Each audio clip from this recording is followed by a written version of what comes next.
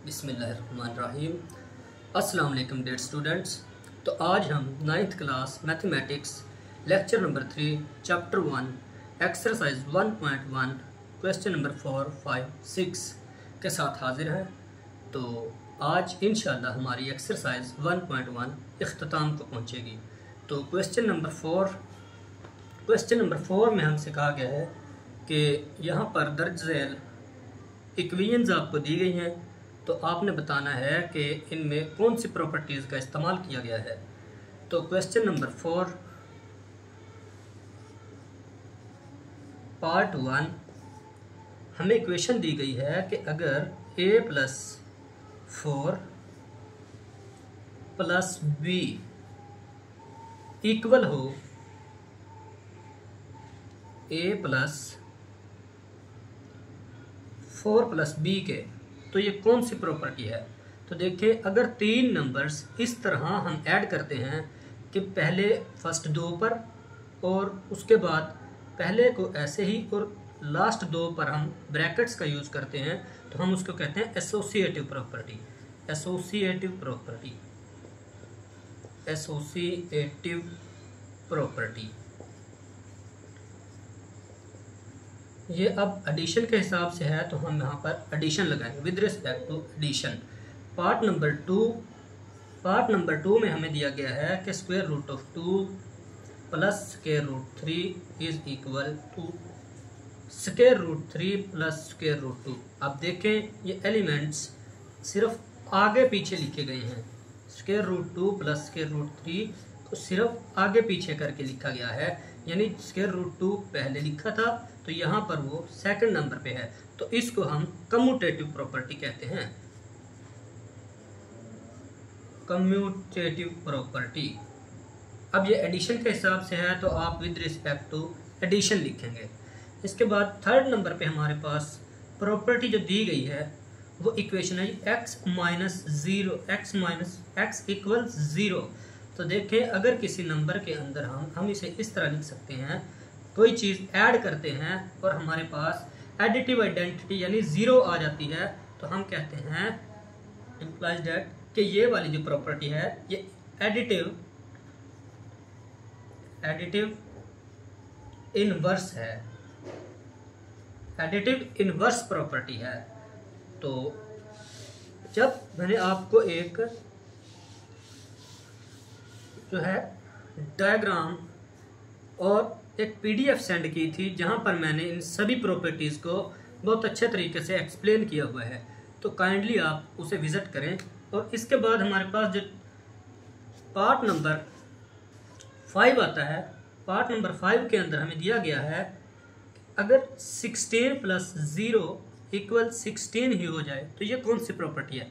देखें, अगर किसी नंबर को हम किसी नंबर में ऐड करते हैं और हमें वही नंबर मिलता है, तो हम उसे कहते हैं कि ये एडिटिव आइडेंटिटी है। एडिटिव आइडेंटिटी है। तो 0 जो है हमारे पास ये एडिटिव आइडेंटिटी होती है, क्योंकि हम किसी भी नंबर में से ऐड करते हैं तो कोई इफेक्ट नहीं पड़ता। तो उसके बाद जो हमारे पास प्रॉपर्टी नंबर 7 है, प्रॉपर्टी नंबर 7 में हमें दिया गया है कि AB इक्वल है जी BA के। अब देखें, ये बिल्कुल वही सूरत हाल है जो हमने पार्ट नंबर 2 में देखी थी, लेकिन वहां पर हमने प्लस में देखा था, नंबर्स में देखा था। अब यहाँ पर हमें AB इक्वल BA दिया गया है, तो ये भी हमारे पास कम्यूटेटिव प्रॉपर्टी ही है। Commutative property. लेकिन अब ये जो कम्यूटेटिव है ये मल्टीप्लिकेशन में है, तो आप विद रिस्पेक्ट टू मल्टीप्लिकेशन लिखेंगे। तो इसी के साथ हमारा क्वेश्चन नंबर 4 कंप्लीट होता है और हम मूव करते हैं जी क्वेश्चन नंबर 5 की तरफ।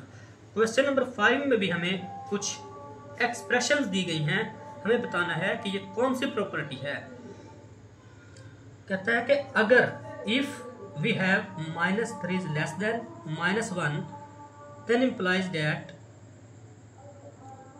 0 > 2 ट्रू है, तो हमें बताना है कि इस एक्सप्रेशन से जो ये आंसर मिला है, तो ये कौन सी प्रॉपर्टी के तहत आया है। तो सबसे पहले जी हम इसको ये बनाते हैं -3 इज लेस देन -1 को हमें 0 लेस देन 2 बनाना है, तो हम इसमें 3 को ऐड कर देंगे। +3 इज लेस देन -1 +3। अब देखें इन पूरी इनइक्वालिटी में हमने 3 को ऐड कर दिया, इम्प्लाइज दैट ये 0 हो गया, इज लेस देन ये +2 आ गया। तो हमने अपनी दी गई स्टेटमेंट से अपनी ओरिजिनल जो हमें बनानी थी, हमने अपने रिजल्ट को गेन कर लिया। तो हमें यहाँ पर ऐड करना पड़ा, तो हम इसको कहेंगे कि ये एडिटिव प्रॉपर्टी के तहत हुआ है, एडिटिव प्रॉपर्टी यूज की गई है जी। तो इसी तरह हमने बताना है, ये MCQs टाइप क्वेश्चन है, ये कोई इंपॉर्टेंट क्वेश्चन नहीं है। सॉरी, क्वेश्चन नंबर 5 है। तो पार्ट 2 के अंदर हमें दिया गया है कि अगर if we have a is less than b, तो 1/a is greater than 1/b। तो ये कौन सी प्रॉपर्टी है? देखें हमने इसमें कुछ नहीं किया, यहां पर हमें 2 नंबर दिए गए थे, तो हमने उनको रेसिप्रोकल फॉर्म में लिखा है। तो ये रेसिप्रोकल प्रॉपर्टी है, यानी कि रेसिप्रोकल प्रॉपर्टी। देखिए जब भी फर्ज करें, अब ये साइन ऑफ इनइक्वालिटी चेंज क्यों हुई? अब देखें फर्ज करें कि 2 जो है हमारे पास वो 3 से लेस है, बिल्कुल है।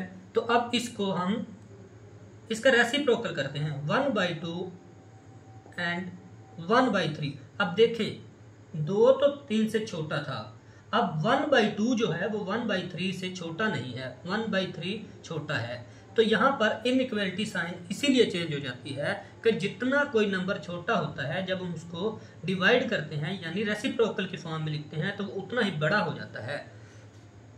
तो ये हमारा सेकंड पार्ट था। इसके बाद हमारे पास आता है जी क्वेश्चन नंबर 3। क्वेश्चन नंबर 5 का थर्ड पार्ट के अंदर हमें दिया गया है कि if a is less than b। Third part है हमारे पास कि if a is less than b, then we have a plus c is less than b plus c। तो यहां पर देखें सिर्फ c को ऐड किया गया है, तो इसको हम कहते हैं जी एडिटिव प्रॉपर्टी। एडिटिव प्रॉपर्टी, इसको हम कहते हैं एडिटिव प्रॉपर्टी। अब पार्ट नंबर 4 में हमें दिया गया है कि if AC is less than BC, then we have A is less than B। यानी अगर हमारे पास ये एक्सप्रेशन हो और हम उससे ये हासिल करते हैं, तो हमने कौन सी प्रॉपर्टी का यूज किया? तो हमने यहाँ पर कैंसलेशन लॉ का यूज किया है, राइट कैंसलेशन लॉ। हमने यहाँ पर राइट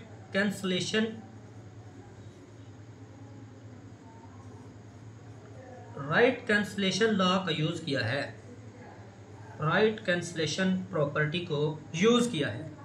तो इसी के साथ हम क्वेश्चन नंबर 5 को सक्सेसफुली कंप्लीट सॉल्व कर चुके हैं। तो इसके बाद हमारे पास आता है जी इस एक्सरसाइज का लास्ट क्वेश्चन, क्वेश्चन नंबर 6।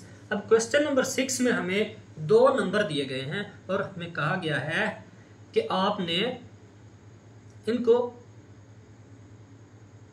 इनके दरमियान जो है रैशनल नंबर्स फाइंड करना है, एक रैशनल नंबर फाइंड करना है। तो इसका फर्स्ट पार्ट है हमारे पास, तो उसमें हमें नंबर दिया गया है 1/4 एंड 1/3।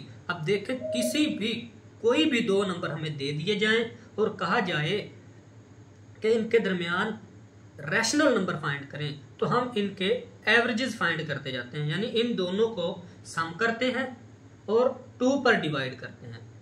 तो इनफाइनाइट रैशनल और इरैशनल नंबर होते हैं 2 रियल नंबर्स के दरमियान, तो हमें सिर्फ एक ही फाइंड करना है। तो हम लिखेंगे कि rational number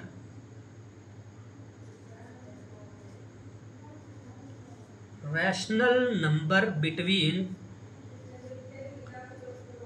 1/4 and 1/3 is equal to, अब देखें इनको सम करें, 1/4 प्लस 1/3 और इनको 2 पे डिवाइड कर दें।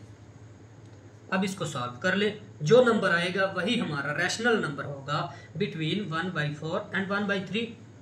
तो 1/2 को ऐसे ही रहने दें। अब इसका एलसीएम कर लें जो कि 12 आएगा। अब इसको 3 + 4 1/2 into 7/12।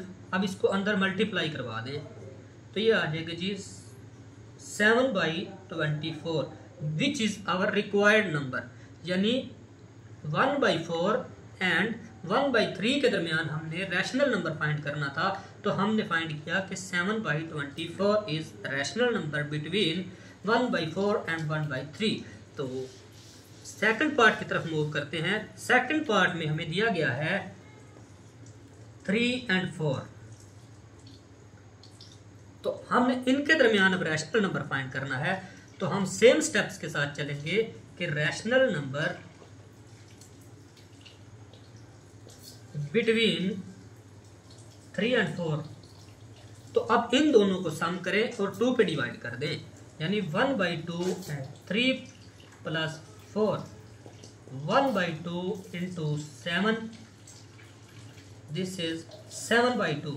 This is our required number. यानी कुछ नहीं करना कि दो नंबर्स के दरमियान अगर हमें कहा गया है कि रैशनल नंबर फाइंड करें तो हम उनका एवरेज निकाल देंगे, यानी उन दोनों को ऐड करेंगे और 2 पर डिवाइड करेंगे।